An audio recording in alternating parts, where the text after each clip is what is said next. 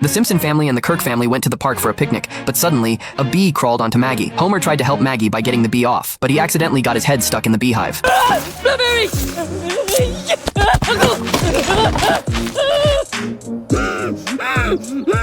I told you not to mock me at picnics. Homer managed to ruin the picnic, but then Kirk suddenly knocked on a can, saying he had an announcement to make. Bart boldly guessed that they were long-lost siblings.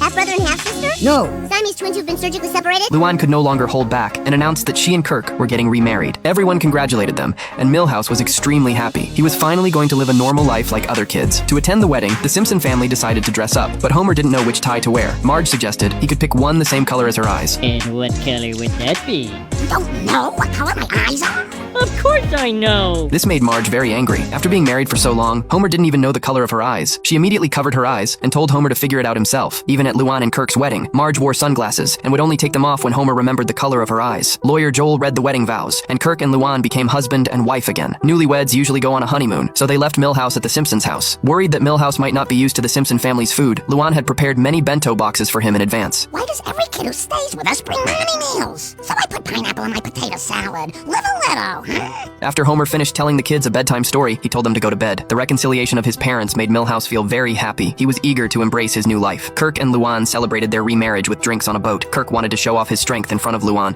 so he picked her up in his arms, but at that moment, the ship suddenly tilted and they both fell off the boat. At that time, Milhouse was playing in the yard with Bart. Bart discovered an animal burrow, and the two of them pushed a water pipe into the hole to see where it led.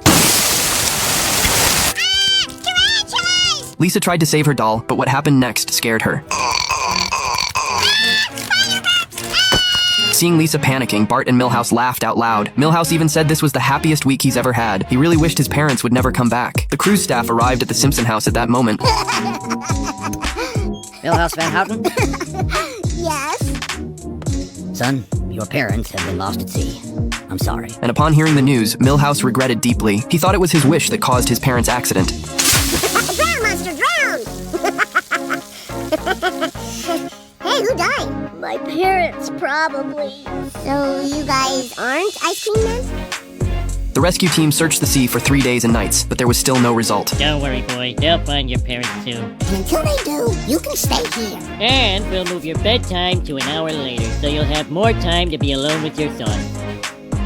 To help Milhouse, who had lost his parents, feel better, the Simpson family prepared a hearty breakfast for him, but every dish was named after something related to the ocean. Marge suggested they could do something special, but Milhouse thought of his parents' funeral. No, don't talk like that. There's always hope. We just want to let you know we've stopped searching. Upon hearing this, Milhouse broke down. Even though Bart purposely lost a game to him, Milhouse still couldn't feel happy. The Simpson family took care of Milhouse's emotions. Even Maggie gave up her bottle. Looking at herself drinking milk in the mirror, Milhouse suddenly realized something. Having lost his parents, he couldn't behave like a baby anymore. Now, he had to drink milk like a man. I can't be a baby anymore. I'm alone now. I have to be a man. Thanks, Mags.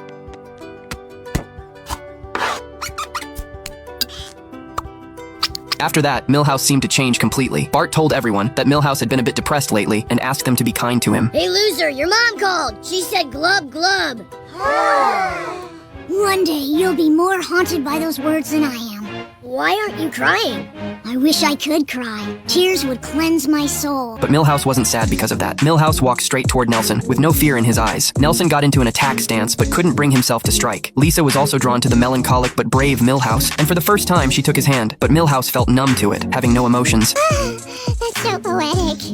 Looks like you're not the coolest kid in school anymore. Hey, I'm happy to see Milhouse get some hand-on-hand action, but no one is cooler than Bartholomew J. Simpson. Really? See you at lunch. At lunchtime, all the students gathered around Milhouse, but Bart was isolated by them. Even Ralph refused to sit next to him. To draw the attention back to himself, Bart started breakdancing in front of his classmates, but the kids showed no interest at all. Milhouse, on the other hand, became the most popular kid in school. The voting data completely crushed Bart. This was all because Milhouse had transformed from a comedy character into a tragedy character. To set things right, Bart decided to help Milhouse find happiness again. He remembered that every Christmas, Milhouse would receive gifts from California. The gifts came from Milhouse's favorite uncle. Thinking of this, he quickly called Norbert. In Bart's imagination, Norbert was a bookworm, but to his surprise, the real Norbert turned out to be a super cool adventurer. He even flew to Springfield alone in an airplane. When Milhouse saw Uncle Norbert arrive, he didn't rush over to seek comfort, but instead acted very cold. Now, he had learned to take care of himself. I promise you won't be alone anymore, son.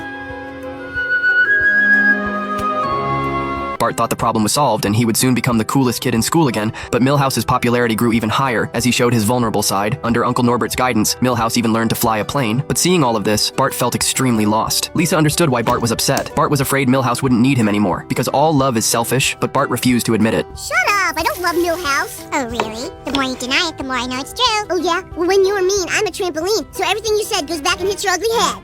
God, that was lame. Where did you get that? From Millhouse! I love him so much. Oh, it's okay. The next day, he learned that Milhouse was also going to travel the world in a hot air balloon with his uncle. Milhouse said goodbye to all his classmates, but he couldn't find Bart in the crowd. Just as he was about to leave in disappointment, Bart chased after him, grabbed the rope on the hot air balloon, and decided to go with his best friend. The hot air balloon floated toward the ocean, but unexpectedly crashed into a glider. Milhouse and his parents finally reunited. I'm so glad you're alive! I'll never have to be self-reliant again. No, not so fast, son. We are trapped on this island. No worries. I've already radioed for a rescue boat. Sailed by brave Danish sailors. More like swishy Danish sailors. You're going down, Dutchman. Yay! Ha! Oh, you grapple like a